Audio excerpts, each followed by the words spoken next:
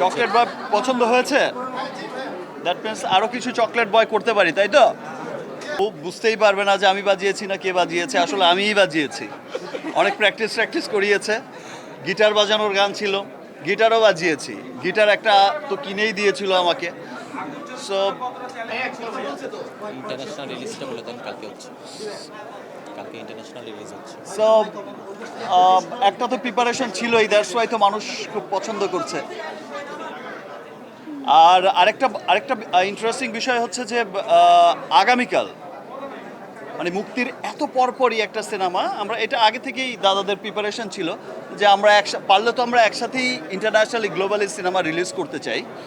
তো এটা অলমোস্ট একসাথেই হচ্ছে গ্লোবালি পুরো পৃথিবীময় যেখানে যেখানে স্টার্ট করতে পেরেছে যতগুলো কান্ট্রিতে, নর্থ আমেরিকা থেকে শুরু করে ইংল্যান্ডও আছে, আর অস্ট্রেলিয়ার কী দেশ যেন আছে।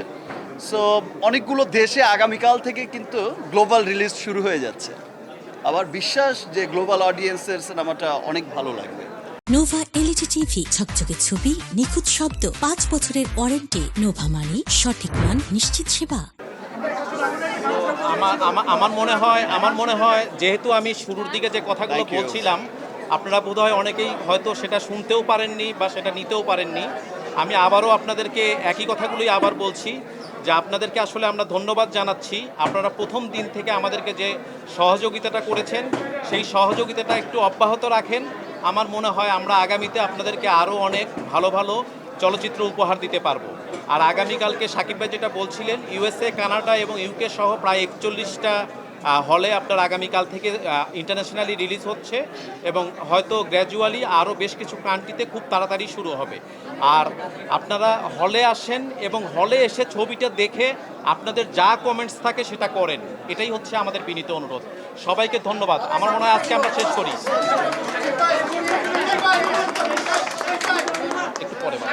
একটু পরে তো বাবা। সাকিব ভাই, অনেক তো ভালোবাসা, আপনি চকলেট বয় ছিলেন, এখন রকিস্টারও চকলেট বয়। এই হিসেবে জানতে চাই এই রহস্যটা কি, আমরাও চকলেট বয় হতে চাই। চকলেট বয় পছন্দ হয়েছে? দ্যাট মিনস আরও কিছু চকলেট বয় করতে পারি, তাই তো? ওকে, ঠিক আছে, এটা মাথায় রইল। সবাইকে অনেক অনেক ধন্যবাদ। আপনারা অ্যাটলিস্ট অনেকদিন পর সবার সাথে দেখা হয়েছে, দ্যাটস ওয়াই অনেক কথা বললাম।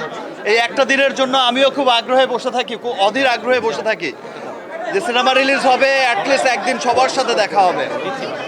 রকস্টার সম্পর্কে আমার যেমন শুধুমাত্র আমার ডিরেক্টর রুশো যেমন ব্রিলিয়ান্ট এবং তার ওয়ার্কও ছিল brilliant work, at the same time এই সিনেমায় যারা কলাকুশলী ছিলেন, যারা শিল্পী ছিলেন, যেমন এই সিনেমায় ডিওপি ছিলেন মামুন, চমৎকার ফটোগ্রাফি করেছে। এই সিনেমায় হচ্ছে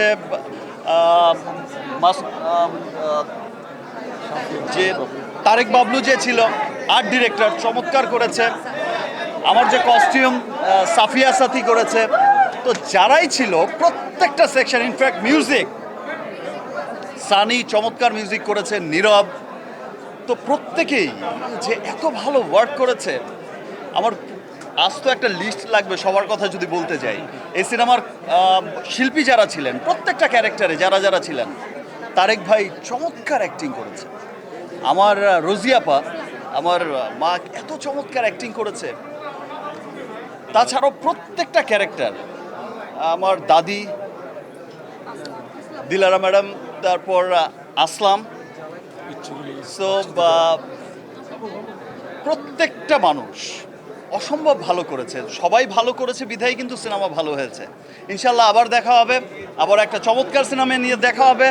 আবার এবছরই দেখা হচ্ছে ফেস্টিভ ছাড়া সোলজারের সাথে। Thank you.